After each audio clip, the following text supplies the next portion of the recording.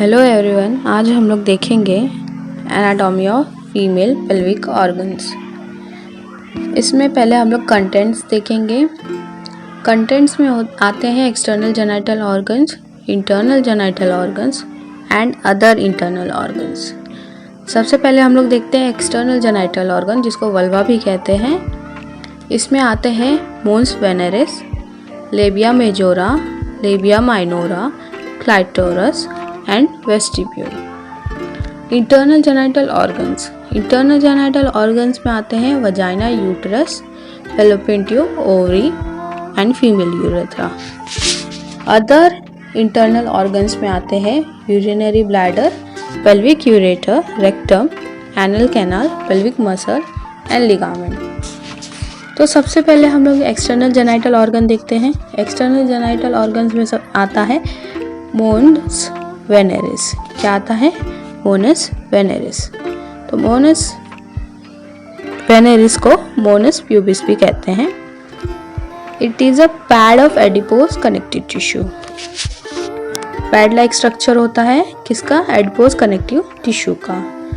इस पे hair growth होते हैं इन अडल्ट फीमेल, यानी कि अडल्ट फीमेल्स में अपने को हेयर ग्रोथ देखने को मिलते हैं ऑन मोनस वेनेरिस। तो उस हेयर को प्यूबिक हेयर भी कहते हैं। अब हम लोग देखते हैं labia majora and labia minora. ये फोल्ड्स होते हैं। तो आउटर फोल्ड जो है वो लेबिया मेजोरा होता है और इनर फोल्ड जो होता है वो लेबिया माइनोरा होता है।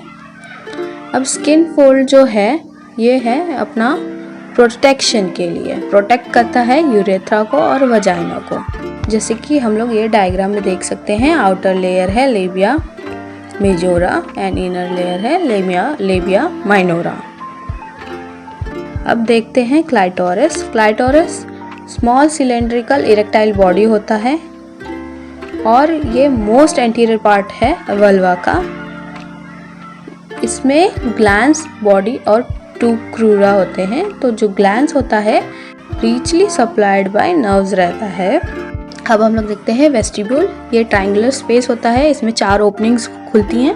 एक्सटर्नल यूरेथ्रल मीटर्स की, बार्थोलिन ग्लैंड की, प्री वेस्टिबुलर स्कीइंग ग्लैंड की, बल्ब ऑफ वेस्टिब्यूल की। एक्सटर्नल यूरेथ्रल मीटर्स क्या है? यूरेथ्रल ओपनिंग होती है वो, जिसमें से यूरिन पास आउट होता है, बाहर निकलता है बॉडी के। बार्थोलिन ग्लैंड 2 ग्रेट ग्लैंड होते हैं जो वेस्टिब्यूल में ओपन होते हैं, म्यूकस सिक्रीट करते हैं, लुब्रिकेट करते हैं वजाइना को और वल्वा को। पेरीवेस्टिबुलर और स्किन ग्लैंड क्या होते हैं? ये जो ग्लैंड है ये भी लुब्रिकेशन प्रोवाइड करते हैं। ये यूरेथ्रा के दोनों साइड प्रेजेंट रहते हैं। और बल्ब ऑफ वेस्टिब्यूल क्या होता है? बल्ब ऑफ वेस्टिब्यूल इलोंगेटेड मास रहता है जो बायलैटरली प्रेजेंट रहता है वेस्टिब्यूल में। अब internal genital organ. Internal genital organ में हम लोग सबसे पहले देखते हैं वजाइना। वजाइना जो है वो कैनाल है, मस्कुलर कैनाल, जो यूट्रस का लोअर एकदम लास्ट वाला जो पार्ट है वहाँ से ये last exterior of the vulva तक रहता है। इसको बर्थ कैनाल भी कहते हैं।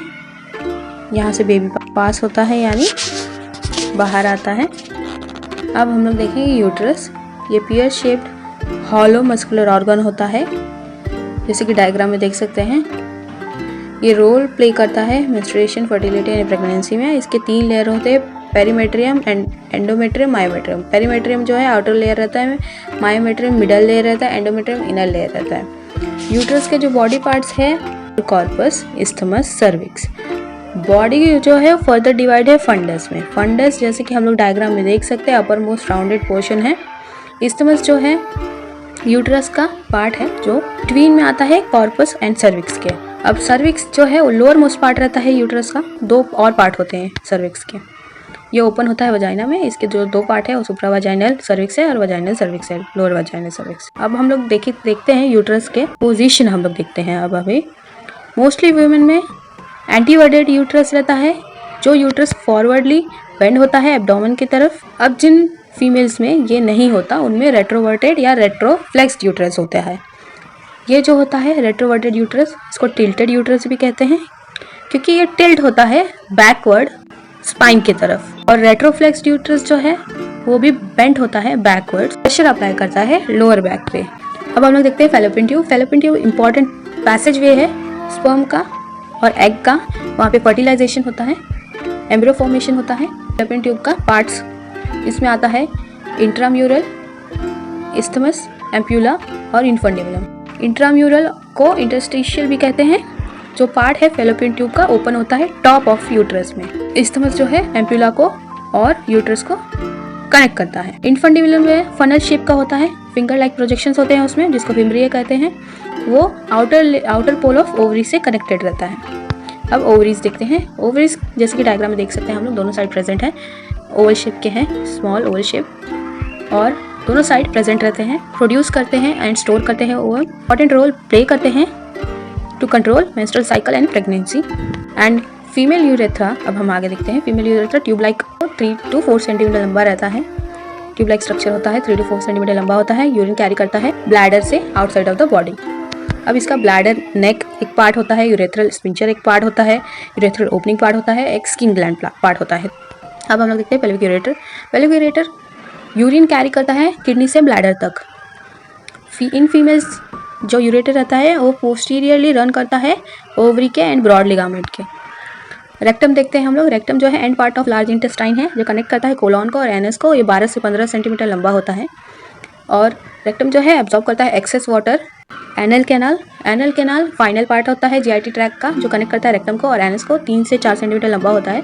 इसके 2 मस्कुलर स्पिंचर होते हैं, इंटरनल स्पिंचर होता है, एक्सटर्नल स्पिंचर होता है। अब हम लोग देखते हैं पेल्विक मसल।